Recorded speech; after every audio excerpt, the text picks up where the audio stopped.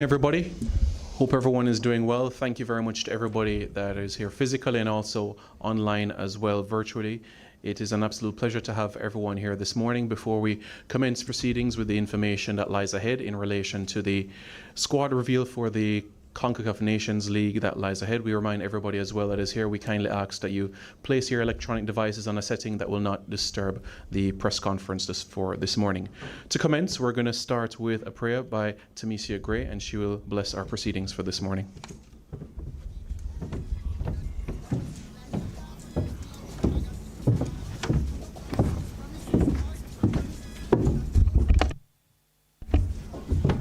Morning, everyone. Let us pray. Heavenly Father, I want to give you thanks for life. I want to give you thanks for everything that you have done for us. As we're here to discuss football, we are asking for your guidance, your wisdom, your knowledge, and understanding. At the end of the day, let football win. Amen. Thank you very much, Tamesia. Once again, a very special good morning to everyone, including those tuning in via JFF Live on YouTube. And we use this opportunity as well to remind all of you of the different platforms to follow and keep abreast of the latest information with Jamaican football. On Instagram and Twitter, it's JFF_football, Facebook, Jamaica Football Federation, and of course our website, jff.football. And we'd like to thank you very much for the continued growth of the respective pages. The Instagram page, just a shade over 141,000 followers. On Facebook, a little over 118 as well. The website has also seen a spike since the CONCACAF Gold Cup as well, and we truly appreciate that as well.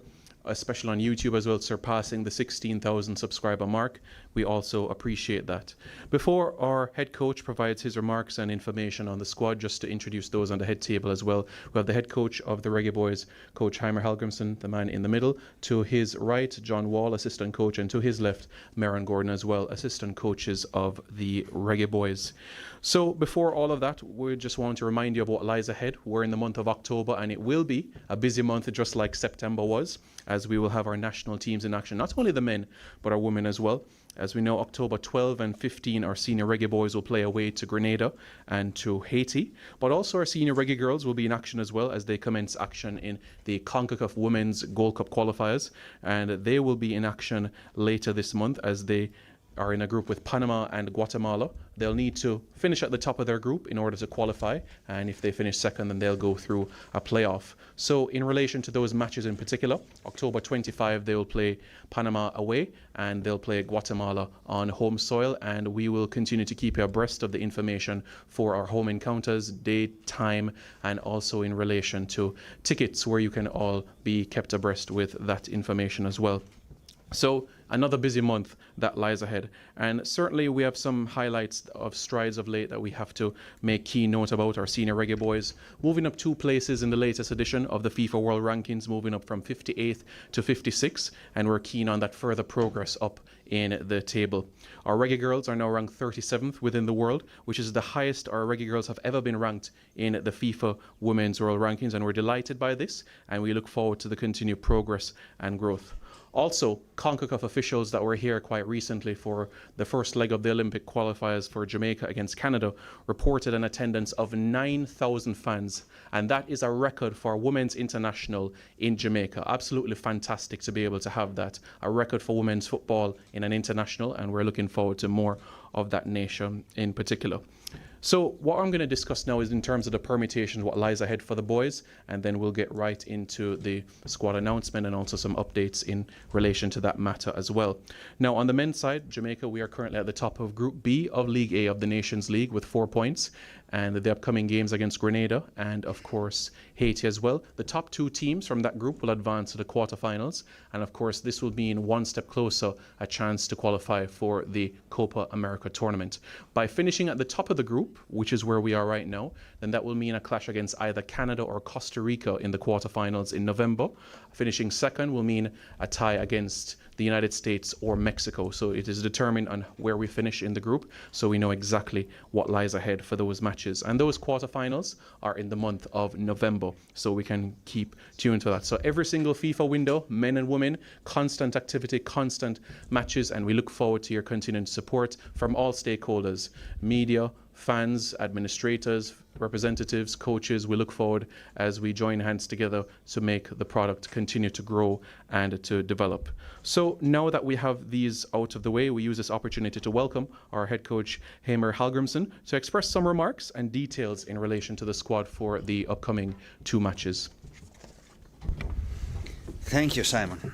Maybe to add to one positive is the CONCACAF Caribbean Cup. We have 2 Jamaican clubs in the semi-final, Harborview and Cavaliers. So good job for them, and at least we will have a one Jamaican club in the final there. So congrats to them. Well, let's start on the last camp we did here in Jamaica, the first 2 games in the Nations League. A quick feedback on, there was a 1-0 win against Honduras, maybe a game that we were not so happy with. We played a good defensive game on that day. Attacking wise, when we had the ball, was not so good. So we put an emphasis on that after the Honduras game and did really well in that area against Haiti. I think we had 71% ball possession, which is the highest we have had in our game since we came in. Even though I don't mind what the statistical number is. If we do well with our attacks, I don't mind how much we keep possession. But what we were pleased with is how we played the game, even though we were slapped 2 times in the face in the first 15 minutes. So I think it was in 15 minutes we were 2-0 down after 2 counterattacks, 2 individual mistakes which happen in games.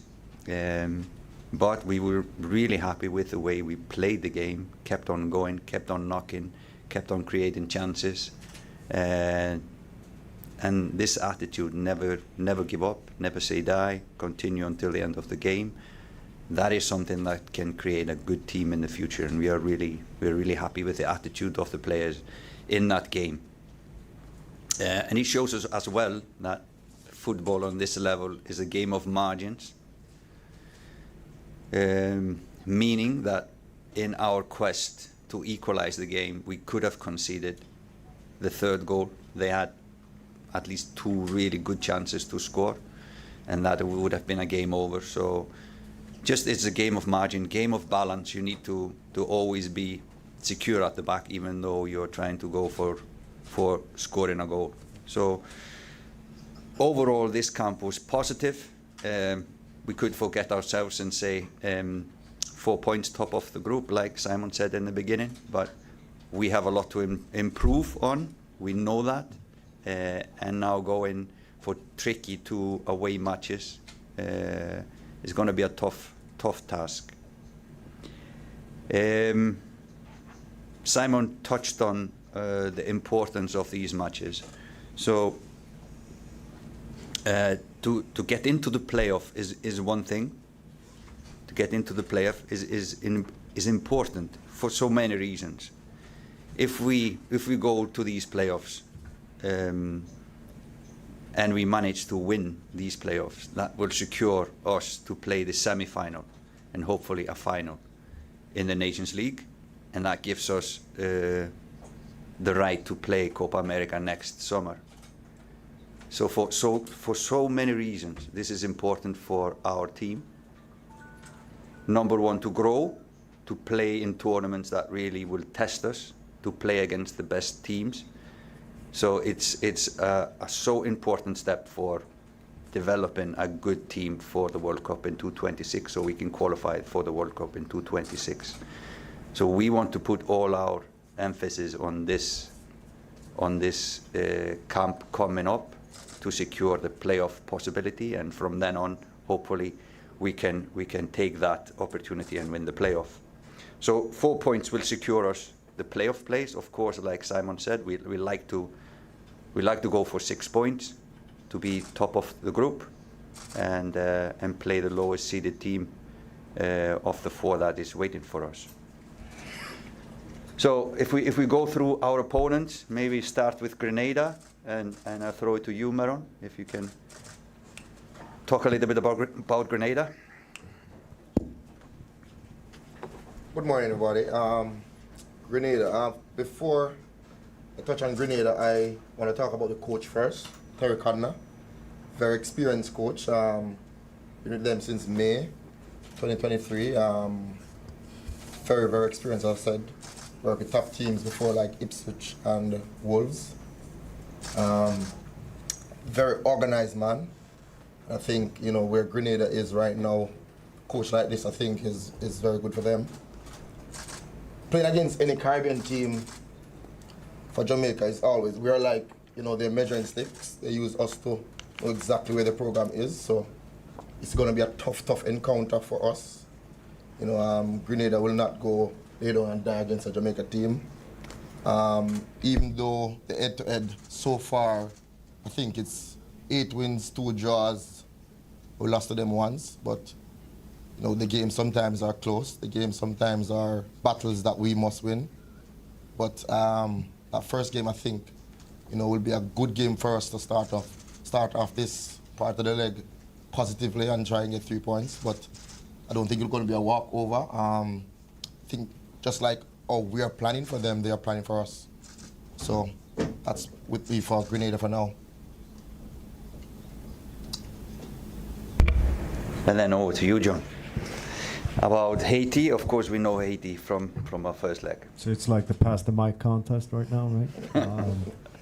Obviously bearing in mind that it's a close game coming off from the home game against Haiti. We kind of warned prior to that, but we feel as a staff it's one of the most improved teams in CONCACAF. Whereas they will be aided by some players coming back who were not part of the last game. And that's obviously going to aid them. More likely tactics and whatnot, but we will have a tough encounter against them and have a huge amount of respect for their coaching staff and what they've done so far. So Haiti in Trinidad will be the first one for me and probably for a lot of people facing Haiti in Trinidad. So that'll be an interesting factor.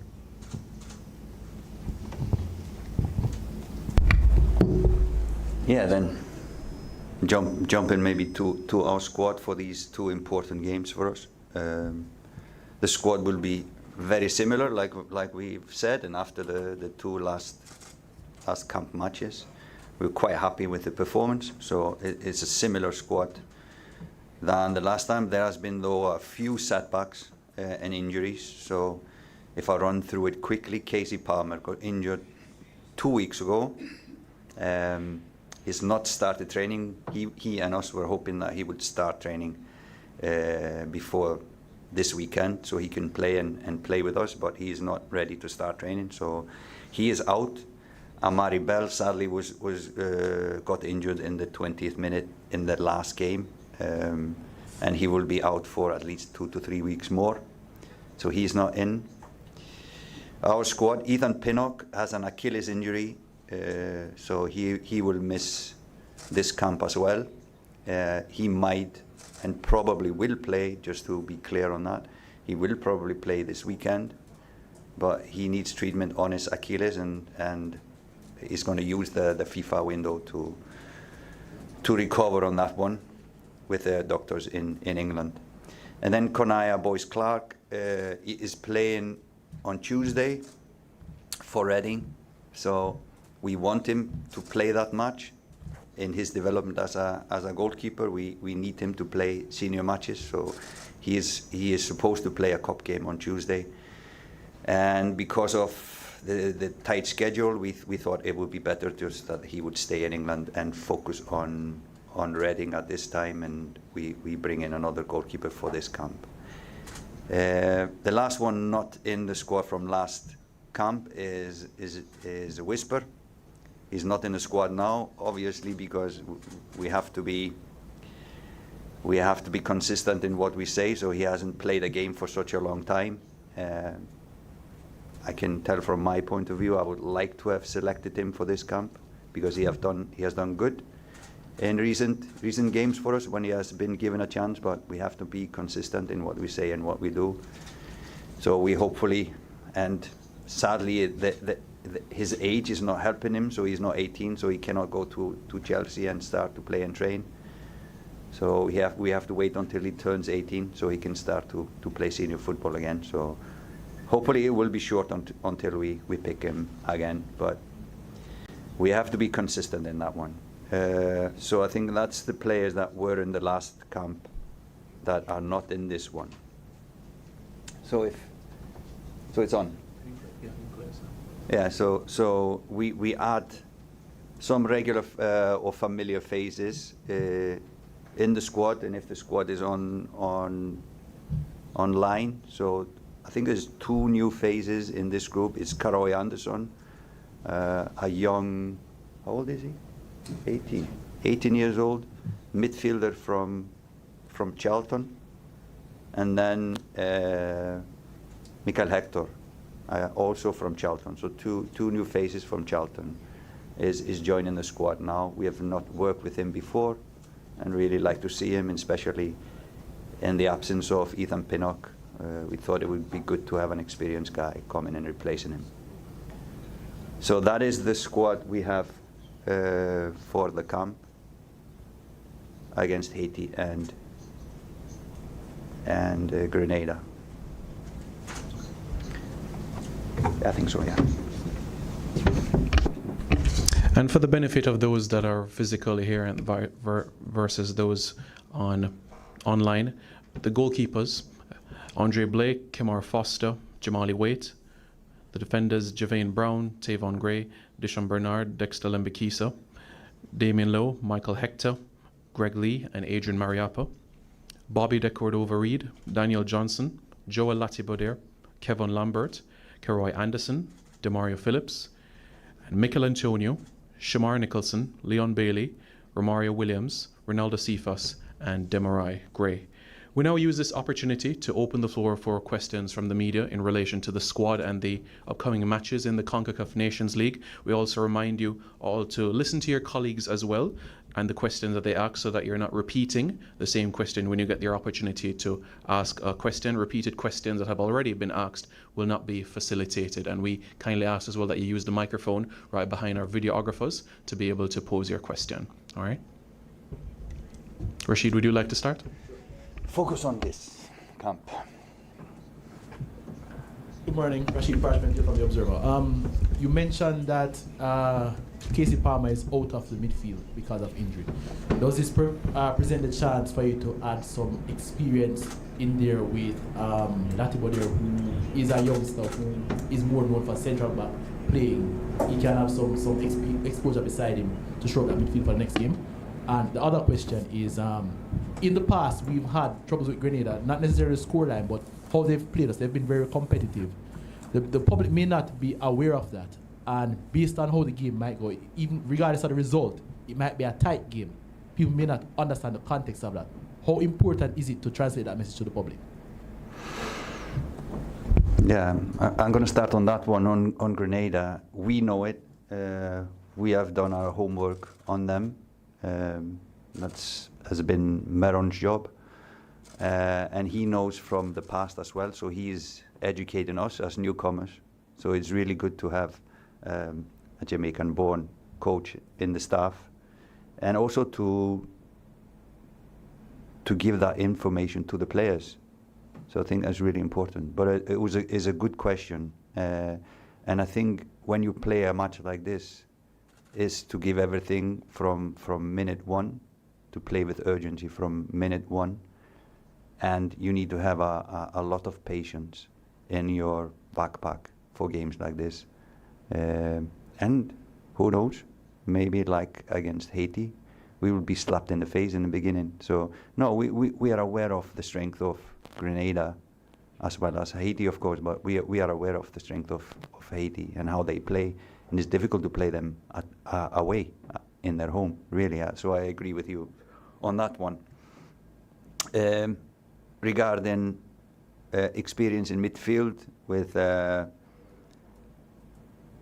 with whomever. We're not going to select the team who's going to play there, but we have quite a versatile group of players who can move around, play more positions than one.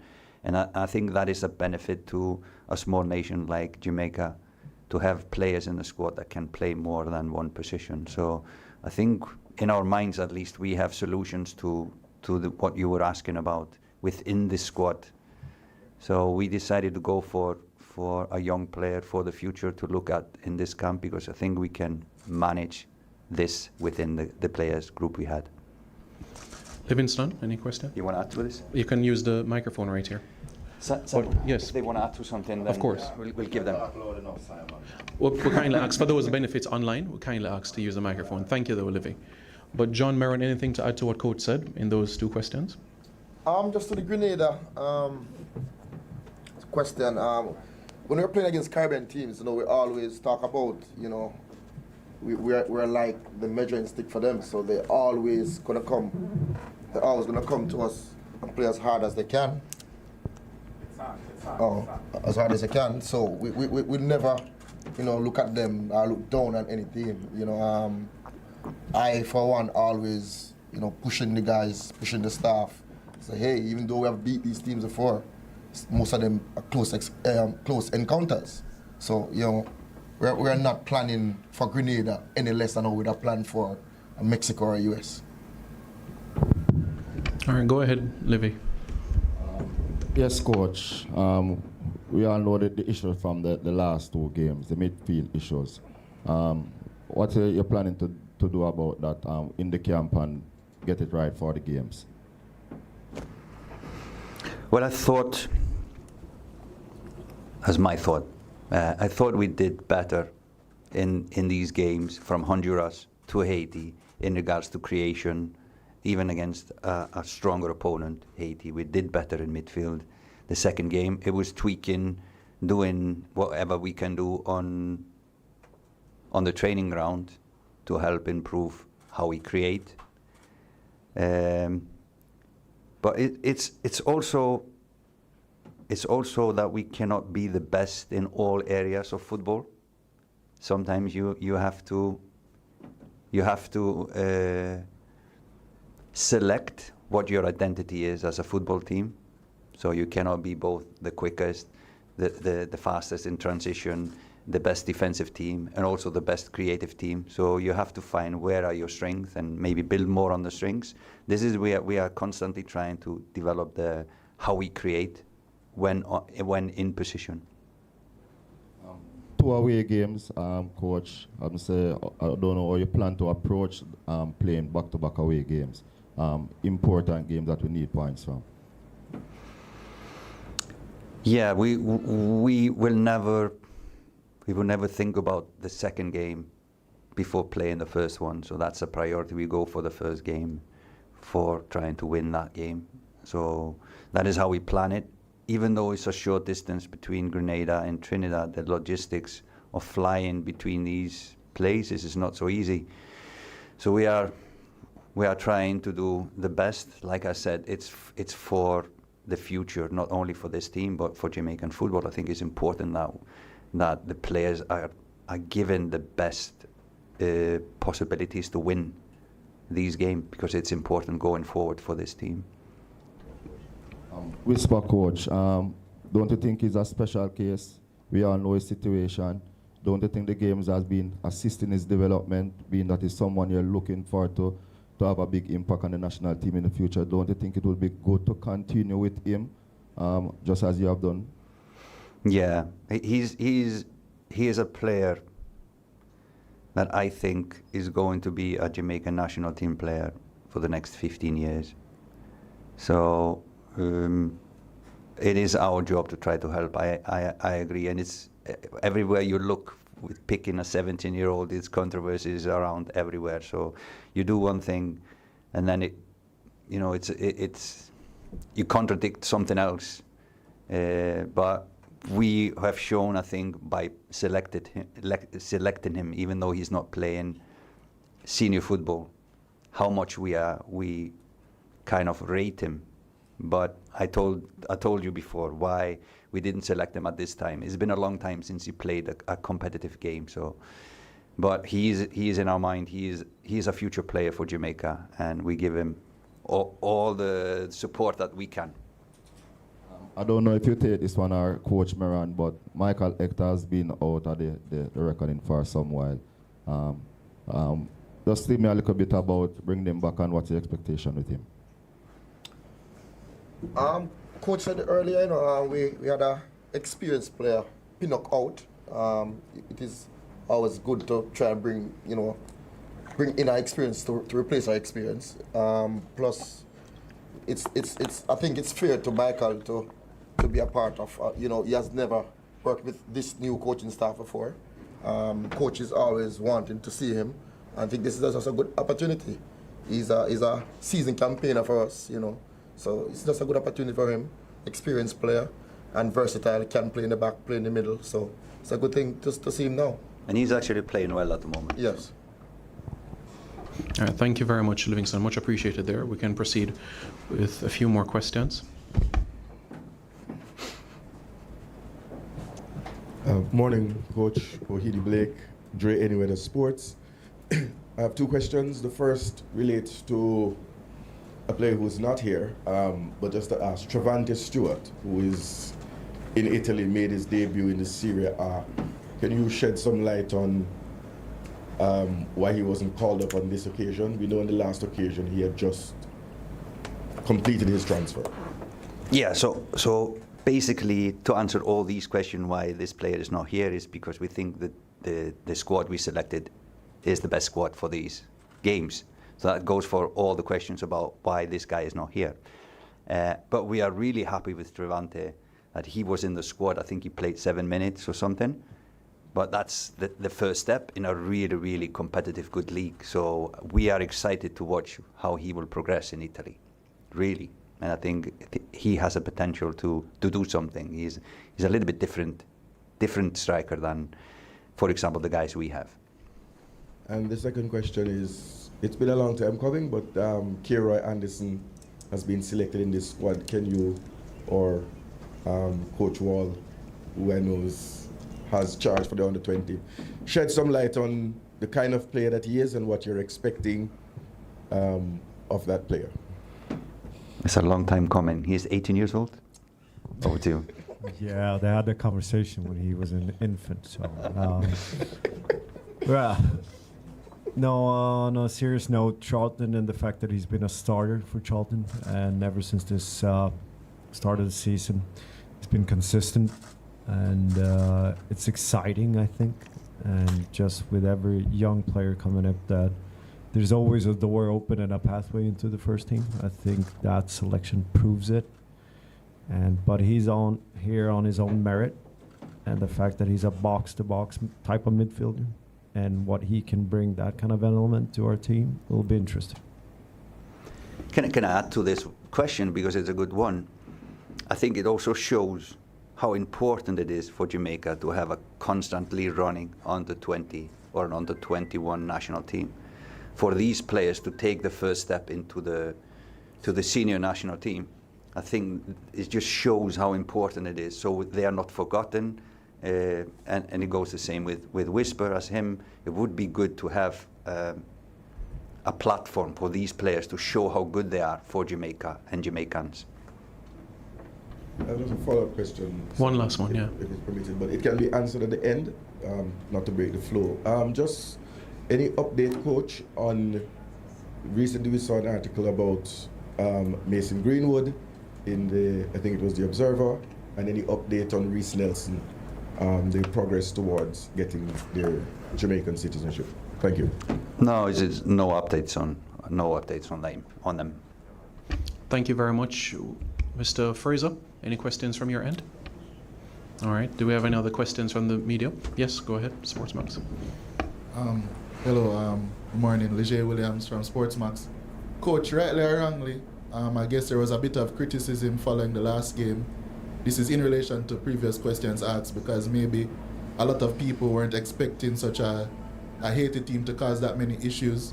It could be the same when visiting Haiti or playing against Grenada. Do you feel any added pressure personally for you or the team to perform in these games? Not on us, no, not on us. But there is pressure, of course, because we want to win. And if people thought that the pressure from or the game against Haiti was supposed to be easy for us, I think that's naive and maybe lack of knowledge of how good they are, because they were ranked number one or seeded number one in our group, so they were seeded above us for the start of this Nations League. So in that sense, they should have been better than us. So if we think that games against a team like Haiti should be easy, then it's kind of naive. Thank you very much. Any further questions from the media? All right, we'll have Daniel Blake.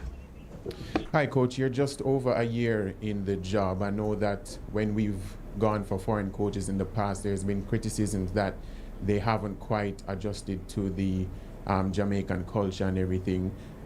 Firstly, have you felt more comfortable in this Jamaican space, and how would you describe that year so far in terms of the style of play, your interaction with the players and fans and that type of thing?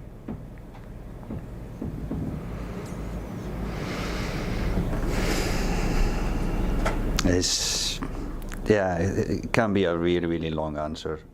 Adapting to the culture is honestly different from my culture, a lot of things. So some things I would have said the first year or the first months after coming, I would probably regret it. So I'm happy I decided to stay and learn the culture before talking.